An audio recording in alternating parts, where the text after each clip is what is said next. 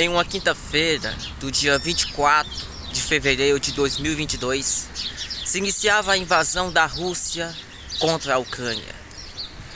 E desde então, já se fazem 9 meses que esse conflito está se enrolando, sem haver promessas de cessar fogo.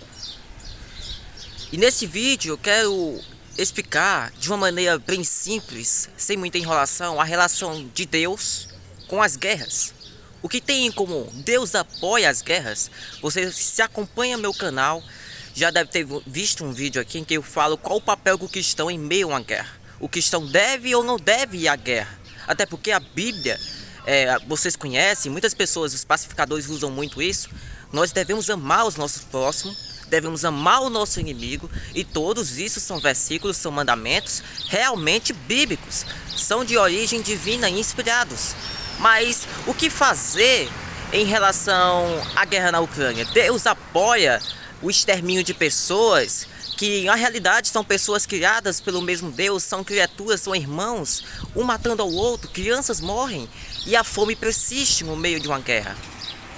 A guerra sempre é uma coisa terrível e é ruim para todas as pessoas, tanto economicamente como na perda de vidas. Mas em um mundo cheio de pecadores, cheio de pessoas más, como a própria Bíblia menciona em Romanos capítulo 3, versículo 10 ao 18, a guerra é inevitável. Em outras palavras, é necessário haver guerras para evitar um mal maior. Deus se mostrou em apoio a guerras e ordenou até seu povo, Israel, a guerrear com outros povos. Esses trechos estão escritos em 1 Samuel capítulo 15, versículo 3, em Josué capítulo 4, versículo 23. Por meio desses trechos são provas de que Deus ordenava que seu povo fosse à guerra, para lutar contra povos pagãos que provenientemente ameaçavam sua própria segurança e sua própria existência. Então, em questão de defesa, Israel precisava agir contra esses povos. Para muitas pessoas, o texto de Êxodo capítulo 20, versículo 13, que diz que nós não devemos matar, é um sinal e uma defesa que não deve haver guerras. Ou seja, pessoas que defendem um ponto de vista de que guerra sempre é uma coisa que não deve existir, o sentido da palavra não matarás, naquele contexto, o significado dela no hebraico significa o assassinato intencional, premeditado, e não aquele assassinato cometido em defesa dentro de uma guerra. Ou seja, o assassinato que a Bíblia condena é um assassinato intencional, com malícia no coração, premeditado, ou seja, bem planejado para que outra pessoa, para que o seu irmão viesse a morrer. O mais difícil que seja ouvir, Deus não é contra matar em todas as circunstâncias. Tem algumas circunstâncias que realmente são necessárias, como é o caso e exemplo de Êxodo capítulo 21, onde Deus vai listar uma série de crimes que estariam sujeitos à pena de morte dentro do povo de Israel.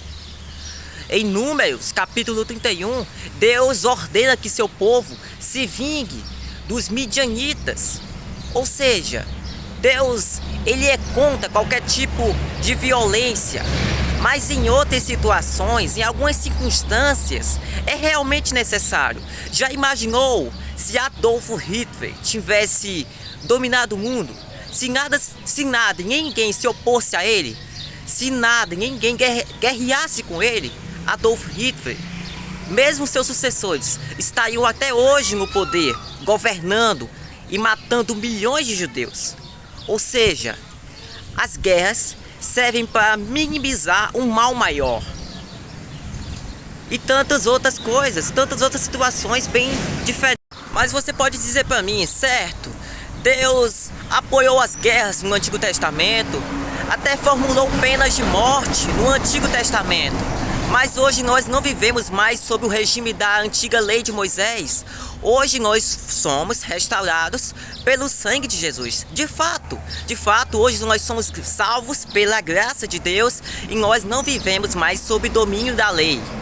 Mas o que eu quero dizer é que muitas pessoas têm uma visão ultrajante de que Deus é um velhinho de barba branca sentado em um trono, totalmente indefeso, totalmente bonzinho, que vai tolerar qualquer tipo de babaquice, de qualquer tipo de coisa que os seres humanos praticam. O que eu quero dizer é que nós devemos estar em alerta quanto à vinda de nosso Senhor Jesus Cristo. E ao mesmo tempo dizer que a guerra entre Ucrânia e Rússia é algo muito mais complexo para eu te dizer de qual lado Deus está de forma parcial. Você pode até pensar, Deus não vai fazer mais essas coisas, nós estamos sob uma nova aliança, certo? Mas eu quero que você se recorde de Apocalipse capítulo 19, onde Deus vai chamar as aves do céu e essas mesmas aves que a qual ele anunciou, chamou, ele vai alimentá-las com a carne de todas as pessoas que se opõem ou que se opuseram a Deus. Ou seja, um destino bem cruel. E não é somente isso. Deus vai jogar todas as pessoas que se opuseram ao seu reino e à sua plenitude no lago de fogo.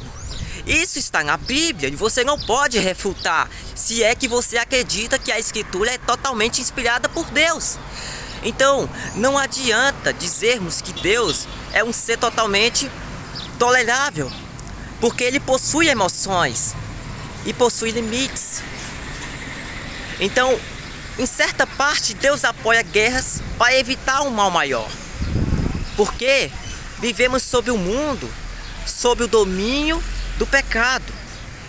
E se é que o pecado domina, viveremos por instinto. Vivemos por instintos, mesmo que violentos e selvagens. Por isso precisamos de um Deus, para pôr limites em nossas ações e pensamentos, para agirmos em santidade. E assim, desenvolvermos a nossa salvação. Pois esse é o vídeo que eu gostaria de trazer para todas as pessoas, falando de qual a relação de Deus com as guerras. E um exemplo que eu trouxe foi Rússia e Ucrânia. Eu não trouxe aqui qual a resposta certa, de qual lado Deus está, porque isso não cabe a mim dizer, porque é um mistério. Mas Deus age por diferentes propósitos. E talvez ele tenha algum propósito em meio a esse tanto de guerras, a esse tanto de violência e até mesmo a fome que assola não só a Ucrânia, mas o nosso Brasil e o mundo.